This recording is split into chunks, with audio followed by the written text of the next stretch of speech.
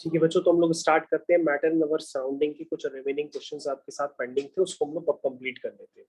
तो सबसे पहले आप लोग अपनी एनसीईआरटी ओपन कर लीजिएगा, उसमें पेज नंबर 9 पे कुछ क्वेश्चंस गिवन है, उसको हम लोग डिस्कशन के साथ अब ओवर करते हैं। सबसे पहले बच्चों, मैं आपको गला फाड़ के पहले ही बता चुका हूँ कि अगर डिग्री सेंटीग्रेड में अगर आपके पास टेम्परेचर गिवन है तो आप उसमें 273 जैसी ऐड करेंगे तो वो केल्विन में हो जाता है कन्वर्ट। ये बच्चों रिलेशन आपको पता होना चाहिए, और एक रिलेशन पता होना चाहिए फ़ारेनहाइट और डिग्री सेंटीग्रेड का। तो फ़ारेनहाइट और डिग्री सेंटीग्रेड का रिलेशन होता है F-32/9 is equal to C/5। तो बच्चों ये दो रिलेशंस अब आपको पता होना चाहिए। अगर आपको पता नहीं है तो आप बार बार परेशान होते रहेंगे। आप क्वेश्चन देखिए क्या लिखा है। लिखा है convert the following temperature to Celsius scale. तो बच्चों आपके पास किस में गिवन है? 300 केल्विन में। तो केल्विन में टेम्परेचर जो गिवन है उसको आप रख दीजिए। 273 ये हो गया, डिग्री सेंटीग्रेड ये हो गया। ठीक है, अब आप डिग्री सेंटीग्रेड में निकाल लीजिए तो क्या आएगा? 300 माइनस 273। तो डिग्री सेंटीग्रेड में आ जाएगा 27 डिग्री सेंटीग्रेड। मेरे ख्याल से सभी बच्चों को समझ में आ गया समझ में। उसके बाद बच्चों नेक्स्ट वाला क्वेश्चन देखिए, फिर से आपके पास गिवन है डिग्री सेंटीग्रेड में जब आप 273 ऐड कर देते हैं तो केल्विन आ जाता है। तो आपके पास क्या गिवन है? 573 केल्विन गिवन है। तो केल्विन की जगह पे आप केल्विन प्लेस कर दीजिए। ठीक है, आपके पास डिग्री सेंटीग्रेड निकल के आ जाएगा। तो डिग्री सेंटीग्रेड कितना आएगा? 573 माइनस 273। तो कितना आया बच्चों? ये दिस इज 300 डिग्री सेंटीग्रेड। तो बच्चों फर्स्ट क्वेश्चन तो आपका कंप्लीट हो गया। फर्स्ट क्वेश्चन को कंप्लीट करने के लिए सिर्फ आपको ये रिलेशन पता होना चाहिए कि डिग्री सेंटीग्रेड में अगर हम 273 ऐड कर देते हैं तो टेम्परेचर केल्विन में आ जाता है। और बच्चों डिग्री फ़ारेनहाइट और डिग्री सेंटीग्रेड में ये रिलेशन होता है, ये भी आपको पता होना चाहिए। ठीक है, क्वेश्चन नंबर 2 पे आप क्वेश्चन नंबर 2 पे क्या लिखा है उसको ध्यान से पढ़ते हैं। देखिए लिखा है what is the physical state of water at 250 degree centigrade. बच्चों जाहिर सी बात है 100 डिग्री सेंटीग्रेड वाटर का बॉइलिंग पॉइंट होता है, यानी 100 डिग्री सेंटीग्रेड पे वाटर लिक्विड और गैसियस स्टेट दोनों में एग्जिस्ट करता है, और एक तरह से वो लिक्विड से गैस में कन्वर्ट हो रहा होता है ड्यू टू लेटेंट हीट। लेकिन बच्चों ये तो 250 डिग्री सेंटीग्रेड है, तो वो तो 100% गैस में कन्वर्ट हो चुका होता है। तो आप लिखोगे water at 250 degree centigrade exist in gaseous state. हो गया क्वेश्चन। बी वाला पार्ट देखिए क्या लिखा है, what is physical state of water at 100 degree centigrade. तो बच्चों इस क्वेश्चन का आंसर आपको संभल करके लिखना पड़ता है। क्या लिखेंगे? लिखेंगे at 100 degree centigrade water can exist in both liquid and gaseous form. At this temperature, after getting the heat equal to the latent heat of vaporization, water start changing from liquid state to gaseous state. तो बच्चों आपको ये जवाब देना है। कई बच्चे क्या करेंगे, डायरेक्टली ये लिख देंगे कि 100 डिग्री सेंटीग्रेड पर वो गैस है। नहीं बच्चों, अगर आपसे पूछा जाए 101 डिग्री सेंटीग्रेड तो आप कहेंगे गैस है, लेकिन 99 डिग्री सेंटीग्रेड पूछा जाए तो आप कहेंगे लिक्विड है। लेकिन अगर 100 डिग्री सेंटीग्रेड पूछा जाए तो आप कहेंगे कि वो लिक्विड और गैसियस दोनों स्टेज में एग्जिस्ट करता है।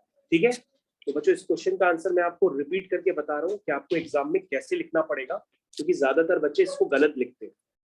At 100 degree centigrade, water can exist in both liquid and gaseous forms. और बच्चों यहाँ पर क्या उसको मिलती है? Latent heat of vaporisation. बच्चों लेटेंट हीट क्यों कहते हैं? क्योंकि बच्चों अगर प्रॉपर हीट मिल रही होती तो इससे इसका टेम्परेचर बढ़ सकता था, लेकिन बिना टेम्परेचर बढ़े यानी कि कांस्टेंट टेम्परेचर पे जो भी हीट अप्लाई होती है उसे हम कहते हैं लेटेंट हीट। और इस लेटेंट हीट की वजह से वो जो लिक्विड है वो धीरे धीरे किस में कन्वर्ट होता है? गैस में। तो बच्चों आपको लिखना पड़ेगा at this temperature वो after getting the heat equal to latent heat of vaporization water start changing from liquid state to gaseous state। ये बच्चों याद रखना होगा कि यहाँ पर 100 डिग्री सेंटीग्रेड पर वाटर के लिए कोई अलग से एनर्जी नहीं आती। यहाँ पे जो एनर्जी आती है उसको छिपी हुई हीट कहते हैं, इसलिए उसका नाम होता है लेटेंट हीट। और इसको हम कहते हैं basically latent heat of vaporisation.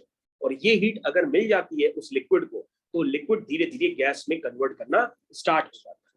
तो याद रखिएगा बच्चों, अगर आप सब कुछ भूल जाए तो ये जरूर लिख के आइएगा कि 100 डिग्री सेंटीग्रेड पे वाटर एग्जिस्ट कैसे करता है? लिक्विड और गैसियस स्टेट दोनों में करता है।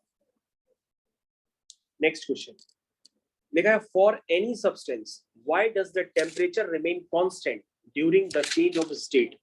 ये तो बच्चों वही क्वेश्चन आ गया जो मैं अभी आपको बता रहा था कि कभी भी स्टेट का चेंज होता है, जैसे आप देखिए इसके पहले वाले क्वेश्चन 100 डिग्री सेंटीग्रेड पे स्टेट का चेंज होता है ना। तो यहाँ पर वही क्वेश्चन आपसे पूछा गया है कि जब भी स्टेट चेंज होती है तो उस समय टेम्परेचर कांस्टेंट क्यों होता है, क्यों कांस्टेंट होता है वो आपको बताना है। During a change of state the temperature remains constant, this is because all the heat supplied to increase the temperature is utilized as latent heat in changing the state of overcoming the forces of attraction between the particles। तो बच्चों इसको हम latent heat क्यों कहते हैं, हम इसलिए कहते हैं क्योंकि ये जो हीट होती है वो वाटर का टेम्परेचर राइज नहीं करती है, बल्कि वाटर में जो इंटरमॉलिक्यूलर अट्रैक्शन फोर्स होता है वाटर के बीच में, मॉलिक्यूल्स के बीच में, उस मॉलिक्यूल्स के बीच का जो अट्रैक्शन फोर्स होता है उसको ब्रेक करने के काम आती है। समझ में आया? जब वो उसको ब्रेक करती है तो उससे टेम्परेचर राइज नहीं होता, बल्कि वो एनर्जी कहाँ कंज्यूम होती है, मॉलिक्यूल्स के बीच में जो फोर्स ऑफ अट्रैक्शन होता है उसको ब्रेक करने में कंज्यूम हो जाती है एनर्जी। देयरफॉर इसलिए हम लोग इस हीट को क्या कहते हैं, इस हीट को हम लोग कहते हैं लेटेंट हीट। नाम ही होता है लेटेंट हीट, लेटेंट का मतलब होता है हिडन हीट, छिपी हुई हीट, और उस समय टेम्परेचर कांस्टेंट होता है। तो बच्चों ये आपको क्वेश्चन का जवाब मैंने हिंदी में बहुत अच्छे से एक्सप्लेन किया है, लेकिन आप दोबारा देखिए, मैं इसको दोबारा एक्सप्लेन करने जा रहा हूँ, ध्यान से देखिएगा। मैंने आपको बताया कि जब भी स्टेट का चेंज होता है तो टेम्परेचर हमेशा कांस्टेंट होता है। क्यों रहता है? क्योंकि उस समय जो हीट सप्लाई होती है वो किस फॉर्म में कन्वर्ट होती है, उस हीट का नाम होता है लेटेंट हीट। और वो लेटेंट हीट क्या करती है, वो state by overcoming the forces of attraction, वो पार्टिकल्स के बीच, जैसे यहाँ पर वाटर के मॉलिक्यूल्स होंगे उनके बीच में जो फोर्स ऑफ अट्रैक्शन होता है उसको ब्रेक करने के काम आती है। इसलिए यहाँ पर टेम्परेचर राइज नहीं करता है, इसलिए इस हीट की वजह से फोर्स ऑफ अट्रैक्शन ब्रेक होता है और वाटर किस में कन्वर्ट होता है, गैस में कन्वर्ट होता है।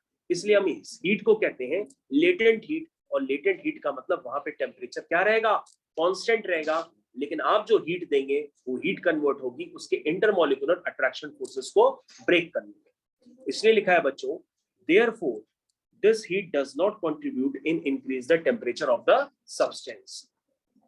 थर्ड के बाद क्वेश्चन नंबर 4 क्या लिखा हुआ है, suggest a method to liquefy atmospheric gases. बताइए, कह रहा है एटमॉस्फेरिक गैसेस को अगर आपको लिक्विफाई करना है तो आप क्या करेंगे। लिखा है by applying pressure and reducing the temperature atmospheric gases can be liquefied.